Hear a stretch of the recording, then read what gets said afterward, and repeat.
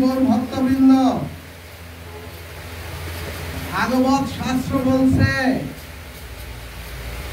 আহার নিদ্রা ভয় মৈথুন সামান্য মেতদ,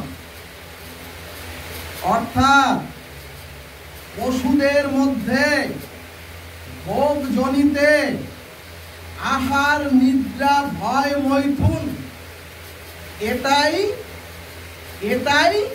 সর্বস্ব। অর্থাৎ পশুরা এই চারটি বৃত্তির বাহিরে পশুরা আর কিছু বোঝে না। কিন্তু মানুষের ভিতরে সামান্য মেতদ, অর্থাৎ মানুষের মধ্যে আহার ভয় মৈথুন নিদ্রা ছাড়াও সামান্য পরিমাণ, অর্থাৎ মানুষের মধ্যে ভয় আহার নিদ্রা মৈথুন সামান্যভাবে থাকবে। সুধীজন, অর্থাৎ ভাগবত বললেন পশুর মধ্যে বেশি পরিমাণ আর মানুষের মধ্যে থাকবে সামান্য পরিমাণ। এজন্যই শাস্ত্র বললেন ওগো, পশুর সাথে মানুষের পার্থক্য হলো ভোগজনী পশুর মধ্যে আহার নিদ্রা ভয় মৈথুন সর্বস্ব,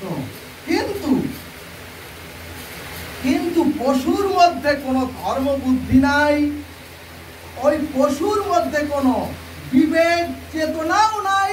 অর্থাৎ পশুরা হচ্ছেন আত্মজ্ঞানহীন, পশুরা হচ্ছেন চৈতন্য জ্ঞানহীন। কিন্তু সুধীজন, মানুষের মধ্যে আহার নিদ্রা ভয় মৈথুন সামান্য থাকলেও মানুষের ধর্ম বুদ্ধি আছে, মানুষের ভগবত চরণ আশ্রয় করার তাদের শক্তি আছে, এবং মানুষের মধ্যে বিবেক বিচার বাণীর মূল্য বোঝার শক্তিও মানুষের মধ্যে আছে। ভক্তগণ, এইটুকুই হচ্ছে মানুষের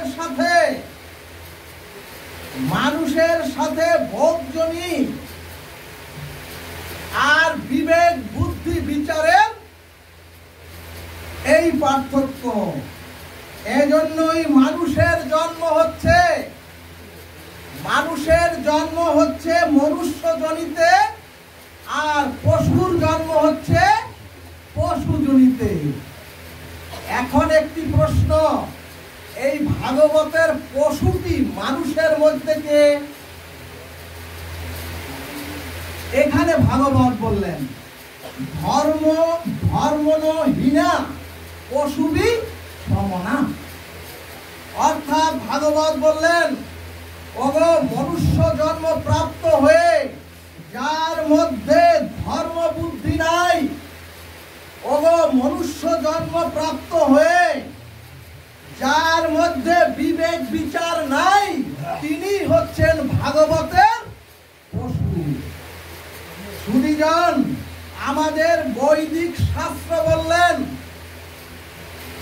যার মধ্যে ধর্ম নাই, যার মধ্যে ধর্মের আধ্যাত্ম তত্ত্ব নাই, তিনি হচ্ছেন পশু। আর এরপরে আচার্যগণ বললেন ওগো, পশু জানতে হলে আমাদের ধর্মটা কি তাই জানতে হবে। তাহলে ধর্ম কি?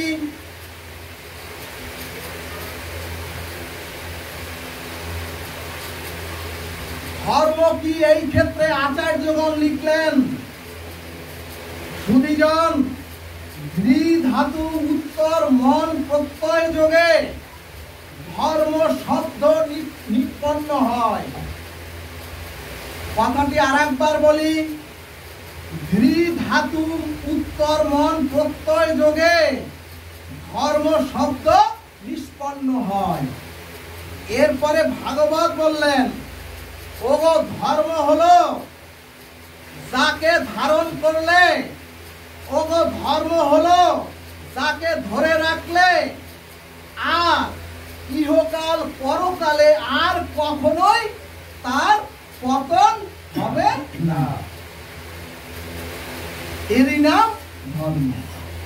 ভক্তগণ, আর একবার বলি, ধর্ম মানে যাকে ধারণ করলে, ধর্ম মানে যাকে আশ্রয় করলে অথবা যাকে ধরে থাকলে ইহকাল এবং পরকাল তার কখনো পতন হবে না। এর নাম হচ্ছে ধর্ম।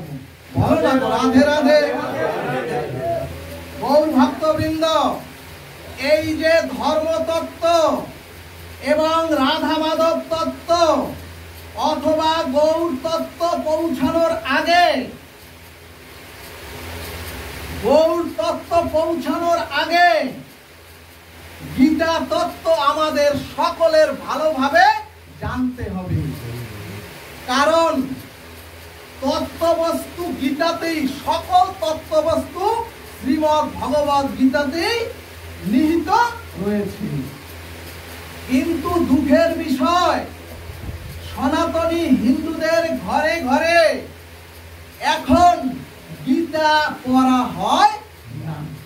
কিন্তু যখন একজন ব্যক্তি মারা যায় তখন তার বুকের উপরে একখান গীতা দেওয়া হয়। কিন্তু জীবদ্দশায় ওই গীতা অমৃত কেউ পড়েন না। জীবদ্দশায় এই শ্রীমদ্ ভগবদ গীতাকে কেউ বুকে একবার আশ্রয় গ্রহণ করেন না। এজন্যই শাস্ত্র বলছে, ওগো মারা গেলে মৃত্যু ব্যক্তির পাশে বসে বিদেহ আত্মার জন্য যদি গীতা অমৃত পাঠ করতে পারেন তাহলে ওই বিদেহ আত্মাটার ঊর্ধ্বগতি হয়।